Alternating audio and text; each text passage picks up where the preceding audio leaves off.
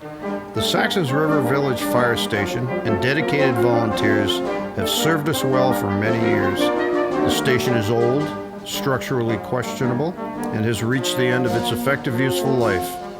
It is time to support our volunteers by giving them the tools they need to continue to succeed by building a new fire station.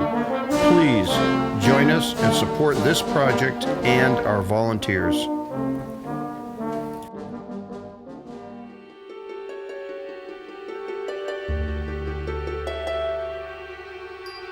Several years ago, a committee began looking for a substantial site to build a larger fire station. At least 17 sites were visited and reviewed by the committee.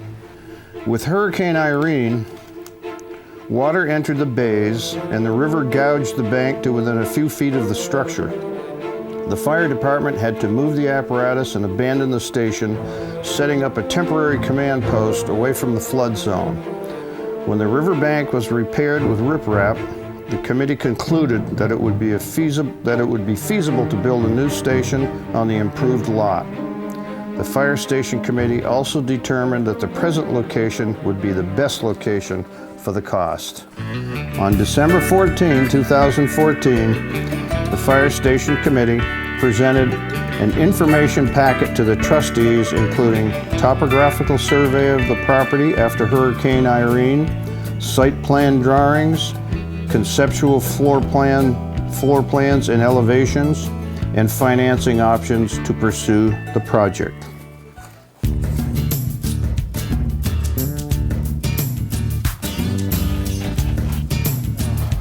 Okay, good morning everyone. We're here at the Saxons River Volunteer Fire Department, and we're in the process of trying to put some plans together to build a new station. And with me is our Fire Chief, Art Smith, who's going to answer a lot of questions for us today. So it'll give you an idea of the project, what we've been looking at, what the Fire Station Committee has been reviewing, and trying to put together a comprehensive and inexpensive plans for fire station for our village. So we're going to tour the fire station and we'll talk about little issues with it so people will be aware of what's going on with our project. Okay, Art, can you give us some feedback here? Jim, I'm glad you could come out here this morning. You've got a beautiful day for it. It's not raining. The weather's cooperating for a change. Yeah, we're here at the front of the station. If you can see that some of the things are going a little south on it, I guess you would say. One of the things, I don't know if Joe can get a shot of the front door where it says 44 there, but that sill has been replaced a couple of times. We've got that shored up now with concrete block, but it does flood there, so we kind of have to go around it. It presents a hazard in the winter, especially when it freezes over. The station hasn't really gotten lower, but the road bed has gotten higher, so that all the water from the road and everything tends to run into the station or towards the station when we have a rain or even a snow event. Snow, when it gets plowed, unfortunately gets piled up against the building too. So you're saying as they have paved the road, it's risen basically. So our plans are plans in place so that when they build a new fire station, that this grade will be elevated for the fire station. That is correct. The plan that we have in place calls for elevating the current location here about 2 to 3 feet, bring it up so it's just about a foot above road level and having the drainage done properly so it goes out where it's supposed to. Okay. Also, the roof system, there's quite a bit of lichen growth on the roof. I've noticed that the drip edge is very rusty, and we've also got a sag in the original section of the roof here. Yes, apparently. Yeah. The roof ridges are straight, but it certainly is showing substantial wear. It is showing some settling. Yeah, roof system, or the roof covering needs to be replaced very soon. There's already some leaking going on with the roofing as well? Yes, okay. Up in the older part where the trustees store their records, there was some leakage on there, and they had that side repaired. Now there's leakage going on over the big, what used to be the community room, and that comes down through the floor and gets down under the apparatus bay. Okay. Well, let's take a walk over and look over in the front, and then we'll go in and take a look at the bay. This parking lot, as you can see, has undergone a little renovation here and there. It's just some old blacktop on it. Unfortunately, when it rains, the way the road is pitched, everything ends up in the driveway here, and then it tends to wash over the bank as it gets high enough. We've had instances where we've come up here, for an instant, and there's been nothing but a skating rink out here. The rain that night froze over a little bit, and we had to sand it before we could get the trucks out safely. Hitting the building. So when a new fire station is built, then it'll be raised here, as you were saying, and then drainage will be put in, and that'll take care of that problem. Is that correct? That is correct. The plan calls for elevating this with the proper drainage and everything, so it should not be an issue. Now, is any of the water getting into the station at this point? Yeah, it depends on how hard it rains. Oh, okay. Yeah. So what do you have to squeegee it out, or what do you do? Yeah. They squeegee it and sweep down the floor and stuff. So water this in bank has been configured so that most of the time we can get the water to go out that way. Okay. But then the town has to come back, or someone comes back up and repairs the erosion to the bank. Oh, okay. So obviously water in the station is not good for the equipment. Not at all. It tends to promote rust. Okay. All right, well, let's take a look inside the building and let's see what's going on with all the equipment. Okay, we're now inside the station here, and looks like a sardine can, actually. We've got 4 apparatus in here, and they're chucked in pretty tight. So to me, as I look at the building, I can see where there's been some additional support put in here. Beams run overhead so they could get equipment in. Immediate concern that I have here is that equipment can't even get out here without jockeying around, and that to me would be a little bit of a problem. But let's let Art talk about this, our fire chief. It is problematic at times. I mean, for sure, one truck has to come out before the other. On that particular side, the newer engine has to come out, or this engine can't even get out of here. This squad we got several years ago. I bought a used squad. We searched for about 3 years before we found one that would fit the height requirements to actually get in this building. And it does, in fact, go outside. It bumps the doors. It goes out. When it comes back in, you have to have 2 people. One has to hold the door up with a stick so we can back the apparatus in. So this is costly to get apparatus customized to fit in the building. It's costly, and it delays, acquisition. Okay, sure. And you were mentioning something about the settling of the building at some point here? Yeah, this corner is settled repeatedly. It's been jacked up and reinforced twice since I've been here. The last time, as I remember, the contractor that did it dumped probably 6 feet of stone and concrete in there to help shore it up, and it's settled again. It's now we had to put this piece of fire hose down to fill the gap to keep the large animals out. Oh, okay. All right, very good. Okay, we know we have a very dedicated squad and crew. Let's talk a little bit about the equipment. Can you give us a little bit of description on the equipment, what we have here? It looks like we have plenty for our little village, but we'll let you talk about it. Well, you do. This is 76 International Middlesex. It started out life as a hose reel truck. We repurposed it as a small tanker. It holds 1,300 gallons of water. But when we moved it to this side, we had to take all the lighting and stuff off the top of it, essentially what you would say shave the truck in order to enable it to fit in here.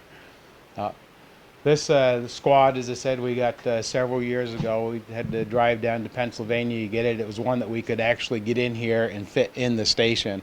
Right? It took a long time to find one, and there doesn't seem to be very many of them out there anymore. Okay, so to replace it would be almost impossible then. To replace it with exactly like this would require a custom-built unit. Oh, okay. Yeah. Okay. And what do we have over here? This is a 1980 LaFrance. It was donated to us by the New York City. We went down and received the thing. We drove it back. We had it repainted and put some new lights on it. It was at the time when one of our other engines, I believe, was failing, and it was time for us to get rid of it. We were fortunate enough we had connections then that allowed us to procure this piece of apparatus. Okay, and what do we have over here at the far end, the south end of the... The next one is one that the town helped purchase. It was, so far, I think this is the newest one that the town fire committee had authorized for purchase. It started out several years ago. This is a 2007 unit. Initially, when we started trying to procure it and getting all the figures together, the truck was going to cost about $80,000 to $90,000. By the time everything got done and the town finally approved it, this truck ended up costing $142,000. So the longer you wait, the more things cost. Right, exactly. Okay, so you can see the difference in the height of the two bays to get these engines out. It definitely had to be brought up. What's the height of the bays? What do they have to be to get apparatus in and out? Well, typically you're looking for something that's at least 14 feet high. We don't currently have a ladder truck, and there are no plans to have a ladder truck out here, but we do have fires that require a ladder truck to stage out here. Okay. And right now, I don't even believe Bellas Falls can get their ladder truck in here. The station's simply not long enough. So if we have to have a ladder stand by, they have to be activated and stand by essentially at their station. Okay. All right. Is there anything else that you'd like to mention about the equipment bay here, or let's go take a look at the. Let's go. Too small.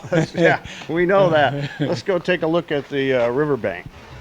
Well, we're looking at the south side of the building here, and you've got your, what's that, fire hose? That's where you dry fire? Yeah, that's where the hose tower, so we hang the hose up and dry it out after it's used. Yeah. And it looks like the rib metal roof covering is in pretty good shape. Yeah, that was done several years ago when this side of the station that houses the newer apparatus was leaking very badly. They came in and they had to replace the roof. They looked at it and said, well, we can't just re-shingle it. We're going to need to tear it up and do something new. So the village at the time said, well, go ahead and put the tin on it. We don't want to have to do it again for a while. Yeah, and that does last a good 30 years. Yeah. The upper roof, though, is asphalt shingle, and I'm seeing some leaks from here. I can see where that leak's coming from. There's a whole strip of shingle missing there. Yeah. So we're looking to replace the roof covering, at least the asphalt shingle roof covering anyhow. There's no room for storage here on the back side as well, so... No, this is pretty much out. This was what was done after Irene went through. When Irene went through, it was about 2 feet off the corner of that building, and it went straight down to the riverbed from there. Okay. So this has all been redone and brought up to grade and leveled out, so at least had access to the building for maintenance.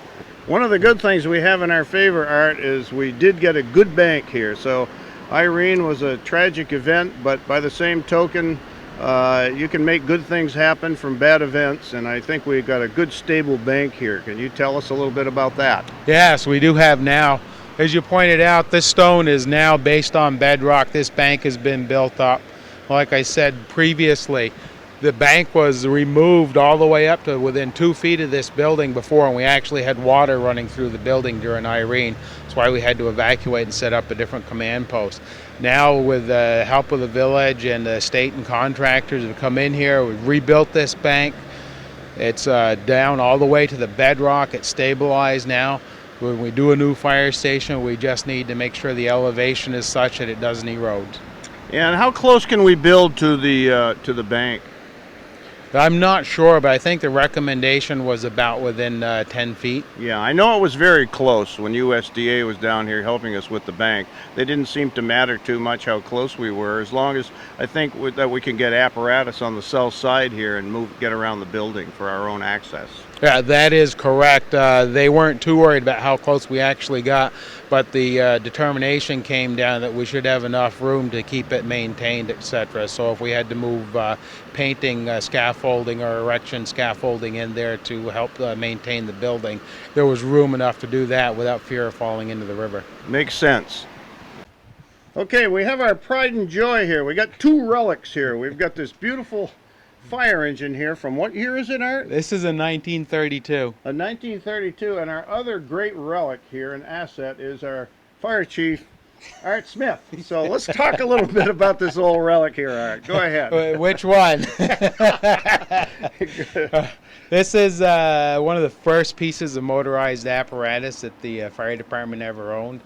I believe it replaced an old 20-something Cadillac that had been converted with a chemical wagon on the back of it and buckets.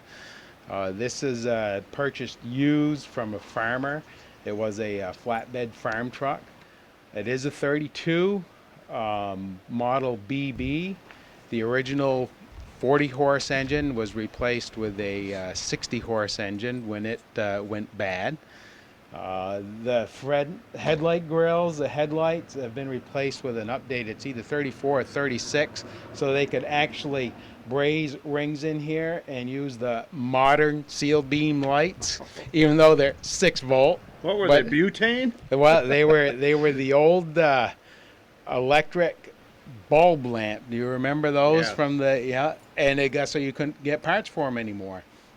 So somebody who worked at a junkyard said, hey, if I take one of those grills off for newer ones, we've been mounting the new sealed beams in them. New, what, 60 years ago? Right. Yeah. Yeah. That's So good. every 4th of July, we roll it out and fire it up and get it ready to lead the parade down Main Street. That's great. Yeah. So we really need to house this beauty too, right? Oh, definitely, yeah. Okay, all right. This is a history of our village here. This is a part of it, yes it is. Okay. So this is a fundraiser to buy new hose, and we will have a booth on the 4th of July on Main Street in Saxton River. You can buy one for $5. If you want to add extra of this cap, we have extra, and you can do that right there at the booth by taking the band and putting this in. Oops, the other one. So this is going to be available? This is going to be available for $1 extra per cap. You can add a cap just by putting it on the outside and clamping. Ready? Yep. That'll be $1, please. And you can have them all the way around if you want to. Okay? So, anybody else want to try? Or is that enough of a demonstration? All right? Fundraiser. And we have, as I said, different colors, different sizes, kid size, adult size, yeah, adult size, adult size. So the other fundraiser on the 4th of July, one of the members of the committee asked for a dog collar. Dog collars are more work and they use up more fire hose, but we're going to make one dog collar and one leash with hose that actually has printed on it, tested in 1987, tested in 1995, and that printing will show on the dog collar and leash. And the dog collar and leash as a set will be available on the 4th of July to buy raffle tickets for. So $1 per ticket, 6 for $5, and you might be the lucky winner of a fire hose dog collar and leash. Good. Thank you, that's Very great. good. Yep. Yeah, great idea. Yep. Good idea. One of a kind. So that's just one of the ideas of coming from our fundraising committee. So thank you very much. You're Julia. welcome. All right. We'll see you there. See you on the 4th of July. All right. One of the appliances here that we need to replace, and it's very old, is the furnace, which heats your main section of your fire station. And it looks to me that it's approximately 30 years old. So I would say it's reaching the end of its effective useful life, or has reached the end of its effective useful life as well.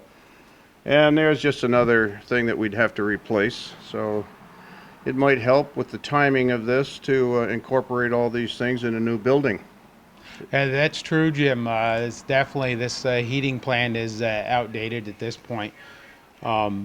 It replaced an older unit that actually had burned through the fireplace. We came in here one day and the place was starting to fill with smoke, and unfortunately the furnace had let go at that time. So they put this one in sometime, I believe in the mid-'80s.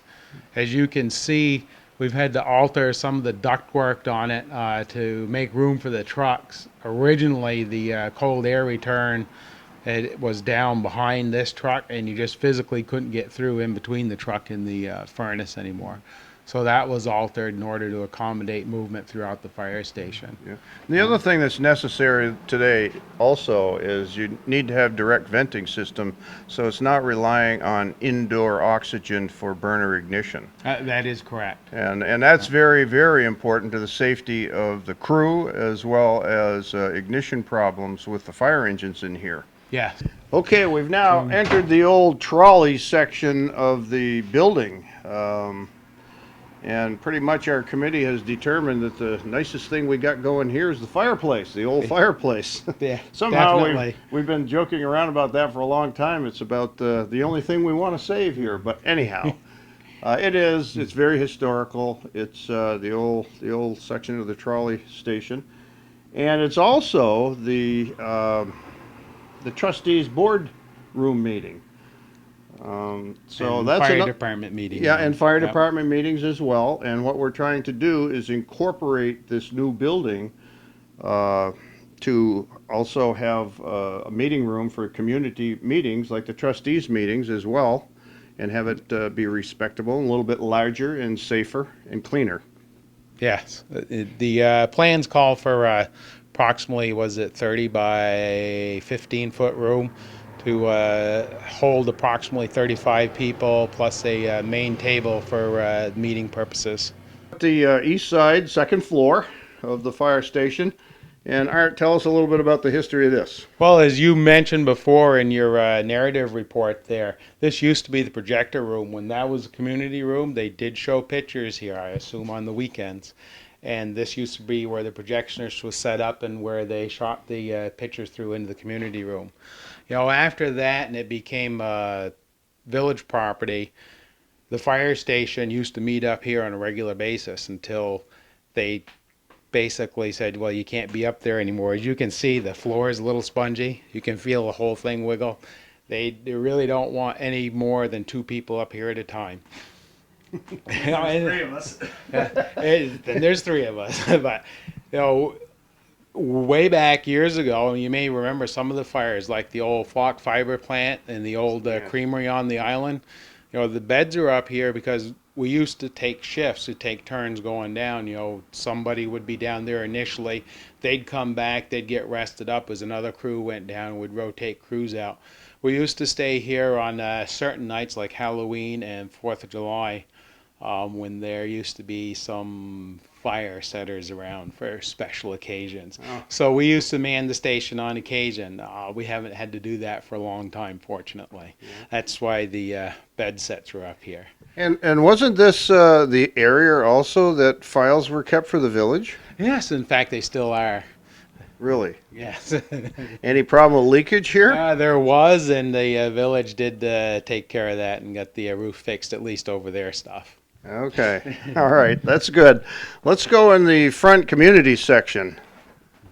All right. This was more of like the community room. I remember years ago in the, I've got to say, late 70s.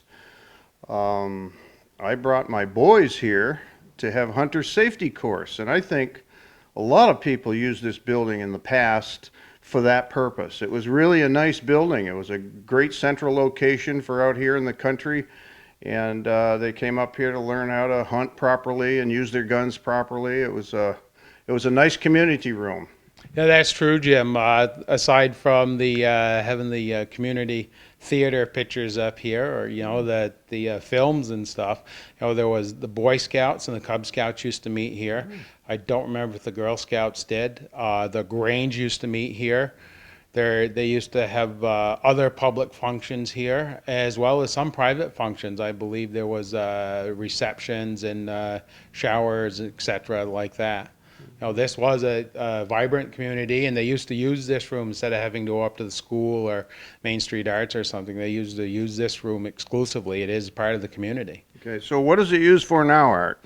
Right now, again, this is one of those places. This is no longer deemed safe for public occupancy. So right now it's static storage, and as you can see, everything that is up here is to the sides where there's more support. We do have some obsolete gear here that we use for training and drills, and in order to preserve our current gear, if we're going to do any dragging drills or something like that, we use this stuff, to put the wear and tear on this as opposed to damaging newer equipment. So what are we going to do if we were to build a new fire station? Are we going to be utilizing a second floor? What's the plan there? Yeah, the plan on that is to have some unfinished storage upstairs so we can put this equipment and save it for when we do need to do stuff that would be otherwise damaging to the equipment. But not for public occupancy? Not for public occupancy. The footprint would have a place that's big enough for a community room downstairs. And that's the other thing. This is no longer accessible for individuals with ADA needs. Oh, that's correct. Well, I think that was one of the strategic plans for a new fire station, was to keep things at a reasonable cost, not have to purchase and install elevator systems that are very, very expensive to install. The plan is to do everything on the first floor to keep the costs down. That is correct. But Jim, thank you for coming out this fine morning. It's been a pleasure giving you a tour of the station and the dilemma we're in. You can watch us on Fact TV, and what's the other one? Fact8.com. You can catch this program anytime around the 4th of July. And what we're going to try and do as well is to get a link from Fact TV, and we'll send it to our trustees, who will disseminate it among the villagers so they can watch this little presentation on their computers. Thank you. Thank you. Thank you, Fact TV. Thank you.